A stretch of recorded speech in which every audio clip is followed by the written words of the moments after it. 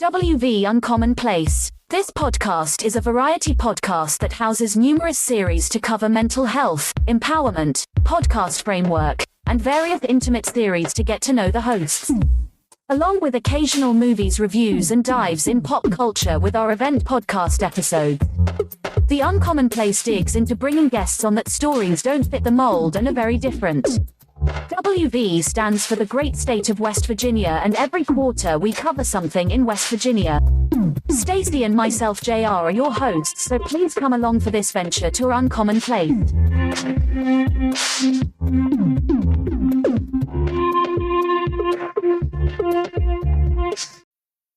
Howdy, my name is JR. If this is your first time listening to West Virginia Uncommon Place, I would like to thank you for listening to this show. Now, with this episode right here, Podcast Wars, there is some sensitive language that is used in it, and it's used in a little bit of anger, so please caution when you listen. So now, just to give a little bit of insight on what went on with Good Pods and our interaction before you even start, I am a medium tier podcaster. That's what we've dubbed ourselves. I'm a podcaster that has a significant amount of downloads, and I'm not at the point where I'm as big as the people that host conferences, stuff like that. I'm just a normal average person like anyone else. And I strive to provide other podcasters that are just like me, you know, the working class, and even other people that aid us with stuff, they're fine too. But I try to aid indie podcasters with this simple fact of a rational and a reality when it comes to podcasting. I don't want to sugarcoat and sell you all these dreams and all this other stuff. That's not what I'm here to do. There's a bunch of other people that are here to help enhance your show and do all that extra stuff. I do basic consultant work. I do stuff to help the podcasters get a hit. And I don't charge anything. I don't do anything like that because I'm trying to help. And anybody that charges, I'm not disrespecting you, but here's the story that goes with Good Pods. Good Pods, along with other alternate podcasting apps, Bullhorn, all kinds of other ones, they always hype you up to put your show with them. They don't necessarily tell you not to go mess with the big guys, Spotify, iHeartRadio, or any of these places.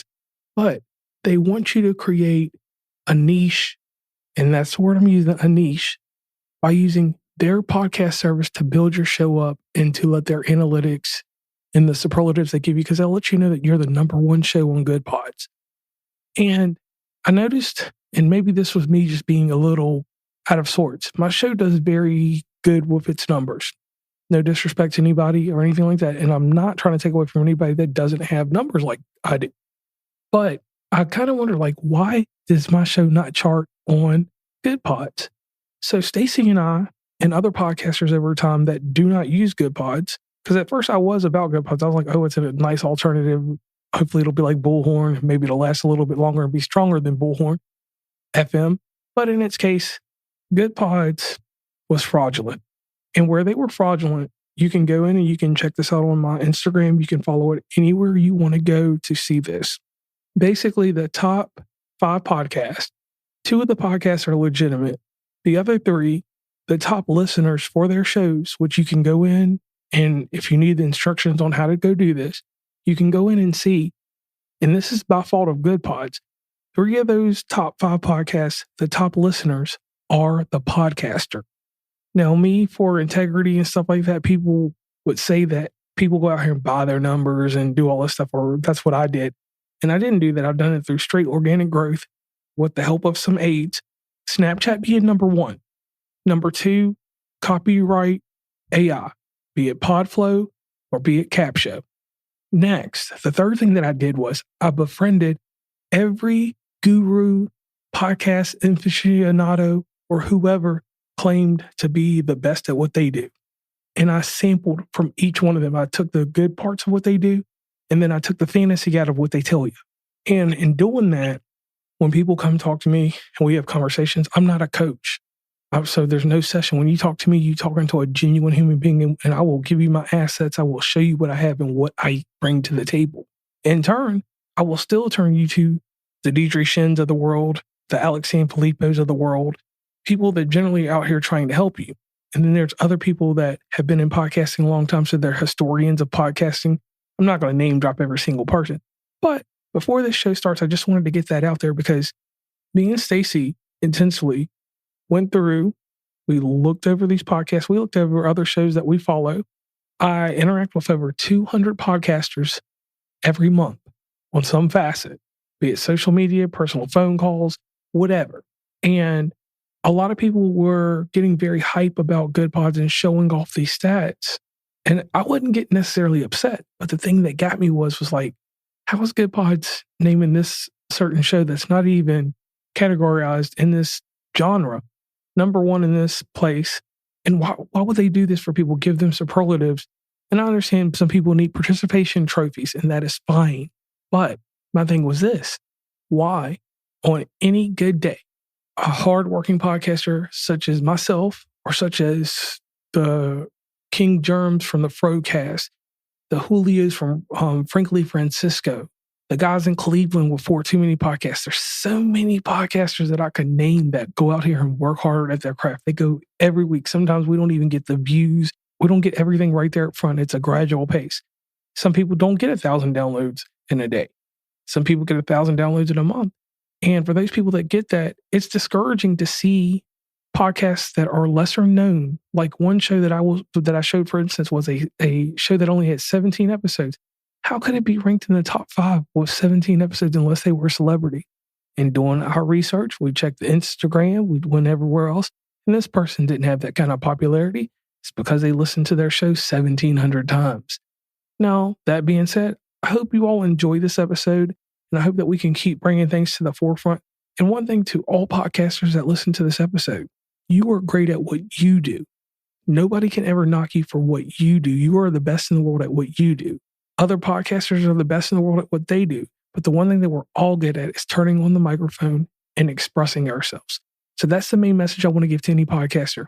Secondly, if you're out here fudging your numbers, or you're out here elevating your numbers by any means, because it doesn't have to be just Good Pods, because there's podcast services that will give you downloads. You can buy them $100 for 100 downloads or whatever the costs are. If you're using these services and you're using authentic listeners, supposedly, you're still cheating the system. Organic growth comes in certain formats, but strategic growth and things like that can be learned from these SEO masters, can be learned from these people that have taken their show to these levels in different places. Heck, you can go listen to Alex Sanfilippo. You can listen to Dave Jackson. You can go listen to any of these people out here that put out education for you every week, and you can move your show. You can follow what I said about the QR codes. You can follow my strategy with Snapchat and collaborate with podcasters that way and get your show known. So in closing, enjoy the show. And I hope you all circle back around and listen to some previous episodes and continue to listen. I'm JR and I'm signing off. Welcome to West Virginia Uncommon Place. And from time to time, I have to go over certain things. I have to look at processes and how I produce a podcast. A podcast comes out as simple as this. Stacy and I, if we're doing Sparrows Under Review, or if we're doing West Virginia Uncommon Place on a dual effort, we get the Zoom recorder, we hook the headphones up, Stacy goes tat-tat-tat-tat or something different, and we start recording the show. We have an outline for the show in our minds. We don't necessarily write everything down. So the one key thing I want to explain to people is there's 2 different types of unscripted shows. An unscripted show still has a script to it. It has a format to it. A show where you just come off the dome and whatever, that's truly unscripted show. Like it don't have no cause or effect or up and down, any rise in action, any of that literary device stuff that we were taught. So in general, everybody has a way to do their show, and I respect how anybody does their show. We do it off the cuff now. We start recording before we're recording, and it has benefited us. So I was doing some digging, and I hear that people enjoy Good Pods, and Good Pods is a great place to go in a good ecosystem to build your podcast. And it's a good community for podcasters to reach people for whatever reasons. But one thing I've noticed that is real naughty, that should not be happening, is podcasters listening to their own show 400 times to get ranked on Good Pods. People actually do that? Yes. Like you're telling me there's podcasters out there that legit have time to sit there with their podcast on repeat? Yes. My theory is they probably got like 10 different devices and they're just running it consistently. Right. So let me give you an amazing scenario. So let me throw this in there real fast. You a fake. If you are out there playing your podcast on repeat over and over and over again just to get your listeners up higher, you're a fake and you need to quit. Yeah. You don't deserve to be a podcaster. So when people ask me about Good Pods and what's going on over there, no disrespect to them people, because I met them at PodFest. They were very informal and not formal at the same time with us. Kind of treated us as passovers. So I say this, like, if whatever you do on Good Pod to do that over there, that's y'all's business. I don't promote that shit, straight up. So I was talking to another podcaster and we were talking about Listen Notes. Listen Notes is a service that derives where your podcast is ranked, gives you a listen score, gives you a global ranking. And I had one person in particular tell me that stuff was wrong. So I was like, that's fine. You can say that that's wrong. So I went to Readphonic, go to Podchaser, go to all these different places you can go to look up your stats. And I realized the person that told me this was just mad because their podcast doesn't do that well. And they're a prominent podcaster. So this prominent podcaster said that stuff was inaccurate. So I bit my tongue. I was like, okay, some people have an ego. Mm-hmm. I have a strong ego too. You do. And I know that my podcast does the numbers that it's going to do.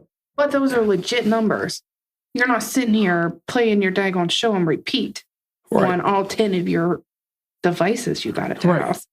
So this was a scenario I threw at somebody and we were joking because I talked to a lot of different podcasters. If you have my personal number, you're a friend to me. I'll tell you that. So any podcaster, King Germ, Dolomite, whoever, bam, Frankly Francisco, Julio, anybody, we're cool. So if you work a night shift job, okay, and your night shift job runs from 7 to 7, and you have, let's say you can work at Amazon anywhere, it doesn't matter where you work, but you work a warehouse.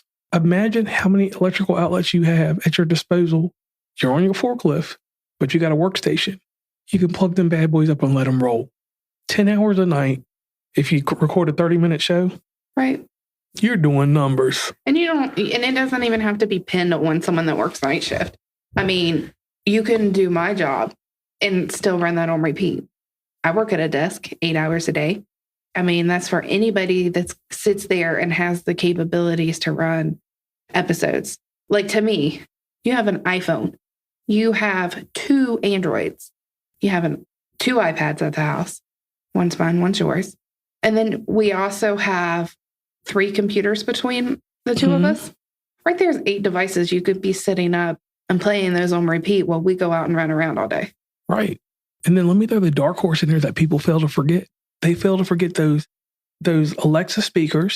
Xbox, PlayStation supports Spotify. Okay. And all this other stuff. So you have, if you really look at your arsenal of what you own at home, everybody runs a podcast farm with the items that they have at home. Okay. So basically just stating for me to understand this, you can't tell me you're a good podcaster just because you have the numbers. Your numbers mean nothing to me anymore. Not you specifically, because I know you're not sitting there playing your stuff on repeat because I would throw a fit about that. But this is why, I hate the fact, I always say success is silent. This is why I have a beef with Good Pods, because Good Pods tell these people you're the number 1 podcast in relationships. But who's really listening to your show? Right. Because my shit charts on Apple and other places. Right. I've never charted on Good Pods because I don't promote it and I don't believe in that fucking filth. Right. And I hate to be that evil about this, but it's something flared up on my phone. Something popped up there? Yeah, because these people, want to criticize and say this and that, but these are the same people that are getting happy. I think we should start blasting names. Cancel these people. If you know somebody sitting there playing their podcast on repeat, shut them down. Put their name out there on blast. They don't deserve to be in the category with you or anybody else. You know of at least one podcaster out there that is committed. They love what they're doing. They're just not seeing any numbers. True. And they're comparing them to this podcaster right here that has the numbers, that has the rankings. But that's only because they're playing their episodes over and over again. But let me clarify something. They only have rankings in this one arena. It's Good Pods. When it comes to But how that's where I don't understand. So if I have Spotify and this discussion that you had with me the other day, where it changes a certain thing and you're constantly sitting there and playing it on repeat, how does it distinguish the difference between Good Pods and Spotify? All right. So here's an example. If you're you have to be in Good Pods app. Okay. and you're listening to that show there. So your RSS feed where your show originally comes from, which would be Spotify for Podcasters for you. Right. They're going to send it over there to them. Okay.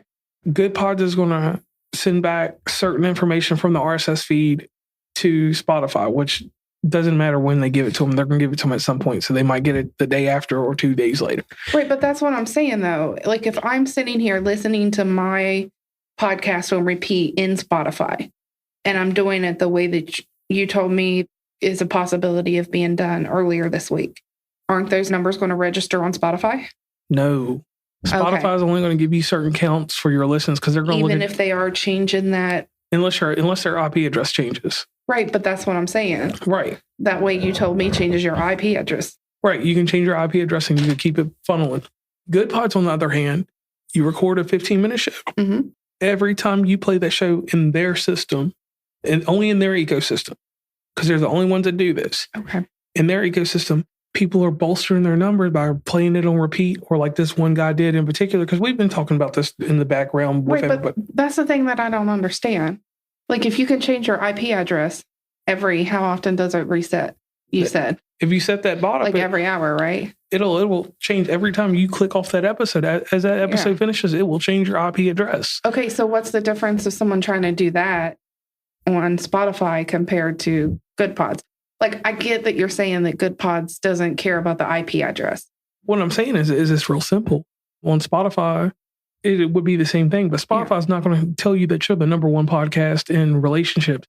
Right. What Good Pods does is they set these people up to make them think that they're doing something really, really impressive, which I'm not taking away from them. It's not setting them up. It's not setting you up thinking you're doing something impressive. It's setting, and I'm just going to throw King Germ out there because his is the only podcast that I know in my head. It's basically saying if King Germ does this, then you're going to think he's a better podcaster. Right. I know that I'm sitting here fudging my numbers, so it's not going to make no difference. I mean, yeah, I'm going to see that I'm number one in this category, and I think I have boasting rights, but I know they're fake. But you, on the other hand, don't know they're fake, so you're going to see that I'm number one, and then there's where the analytic counters and different things come in to play. So this is the nastiness that the top tier podcasters don't want to talk about. They go over to MoPod and all these other places and buy authentic listeners. They're doing the same thing that some dude can do on Fiverr and go buy listeners. Right. And I think that's the stupidest thing ever. And we even seen it. You sat there with me and we seen it. Oh, yeah. Like when we were at Podfest, someone legit said, oh, no, you can buy your listens. You're not a real podcast if you're buying listens. Right. You're not a real podcast if you're sitting there and listening to your own show over and over again. Right. And I say this in reference to an episode. As a podcaster, I can't set a limit on how many times you listen to your show, but 3 at the maximum to check for quality. Because sometimes when I put an episode on Apple, on Spotify, or somewhere different, iHeartRadio, it does sound a little different. So unless you're doing your editing checks, so that's one time you listen to it, then your final production, so that's 3 times you listen to it. Yeah, but are you listening before you post the show? Yeah. And do those numbers even count? They don't count. Okay. And then sometimes... So it shouldn't be raising your listener count. And then one thing with Spotify, though, if I listen inside the old Anchor app, it does give you one listen because I'm listening for clarity. Right. And every podcast should have at least one listen because you should be listening to your show one time and one time only after you put it out to make sure that everything has came out correctly. Right. So there's no dumpster juice. Yeah, I do get that. I understand that part. And that's what you're for on our show. Like the Sparrows Under Review, I don't listen to it. Sorry. But I mean, I'm not the technical portion.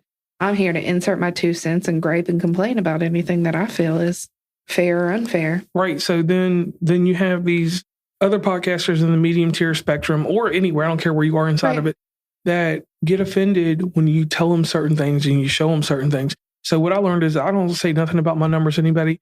The only thing I do with this is if you are a tough podcaster and you come to me and you're like, hey, I do this, I do that, I'll look at your numbers.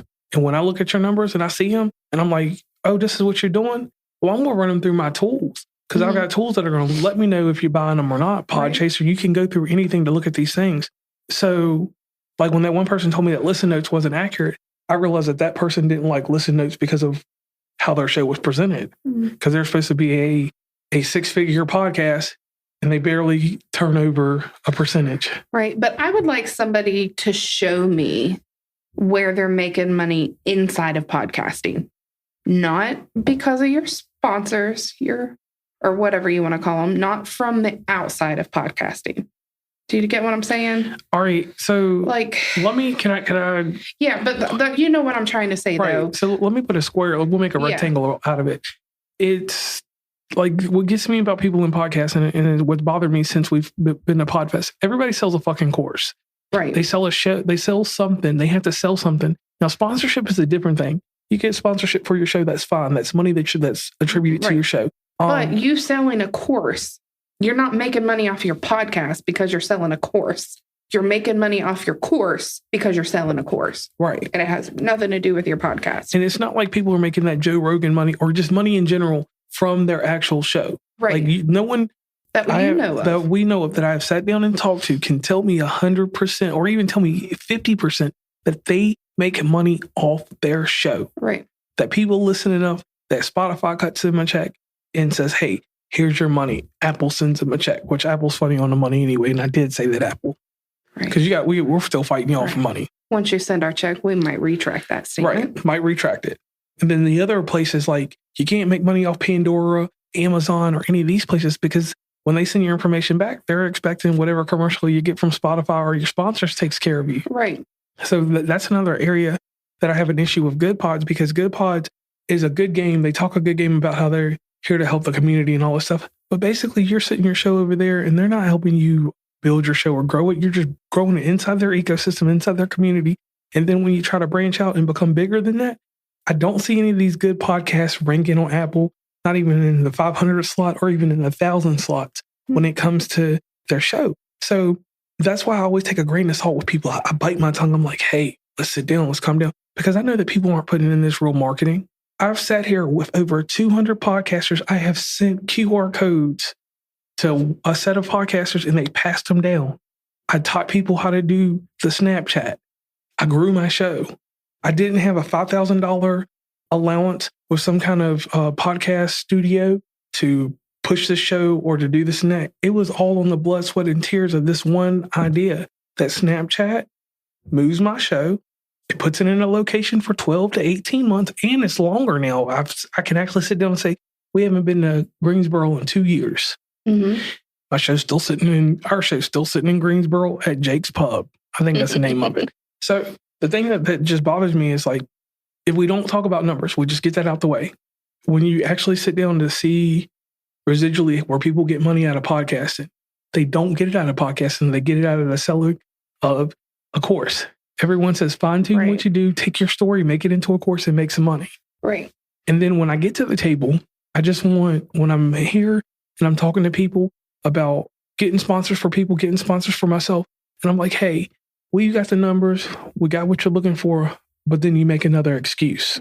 But then I've also noticed once you actually, if you decide you want to pay for the course or you want to do the course or you want to get a little information, it's stuff you already know. Right, like, gatekeeping. Tell me how I can make money off of my podcast without making me spend $1,000 or more. Right. Like, I'm not expecting you to hand it to me on a silver platter. Yes, I understand that I'm going to have to go out there and I have to do the work. But until somebody can show me something that says, I make this amount of money off of my show. I don't pay for any type of number fudging. I don't get any type of free service for number fudging. These are legit listeners. These are legit people that are actually out there listening to my show. Then you can tell me you make money off your podcast. And that's true. And that's what people should do. Yeah. Like, I will say, honestly, 100% down on the paper. I've made my money inside podcasting. Right. I didn't have nothing else to go on. Right. Because when I sat back and the first person I talked to, I can't name who they are because of a disclosure. Right. The first person I talked to said that the hardest thing to do is make money inside podcasting because you have to develop a content that makes sense for more than 12 people. Right. I can only make stuff for 6 people. That's all I can do. The 6 faces of JR, the 6 faces of Stacy. And I don't want to have to sit there and compartmentalize everything I do to fit a course, to get these people to jump on. Yeah, I understand the deal of Patreon, which we do need to get on Patreon. We'll get that going one day. Right. But then again, I feel like that's something that's kind of outside of podcasting. Right. Because you have to put so much effort into everything in order to bring people to your show. Like, I can't just start a show and expect to make $100 a month on it. Right. I mean, that'd be nice, $100 a month. You had to start out. I ain't too greedy. I mean, come on. But like, I understand that's not how the process works. And you have to be able to promote, advertise, get paid advertisements, slots in your show, sponsorships of shows. Yes, you're going to get that stuff. But if you get someone that comes up to you and is like, hey, I want you to push this candy bar. Every time you do a podcast, I need you to take a picture and make sure it's always in the picture. And I want you to talk about it at least twice on your show. You're promoting a candy bar. You're not promoting your podcast. Right. And sometimes that's how you have to do it. And that's how you make money off of it, because they're paying you to do that. I just went a roundabout circle there. That made no sense, but it made sense. It did make sense. So one thing I do want to throw in here is one thing that I did wrong in podcasting, my fucking failure, and I hate to cuss at this, is that I didn't invest in myself early on. Mm. That's the worst mistake I made. Now, return on your investment, I got an episode coming out about that, but this is one thing I want to speak on and clip on real quick. You have to pick and choose what's going to make sense for your show after you've developed it and you got your systems and process. For example, and I'm not tooting the horn at Capshow or Podflow or any of those, copywriters, artificial intelligence copywriters using Podflow or Capshow. The other ones, if you watch my YouTube video, you'll check out that stuff. So definitely go over to West Virginia Commonplace and check that out on YouTube. Is this real quick thing?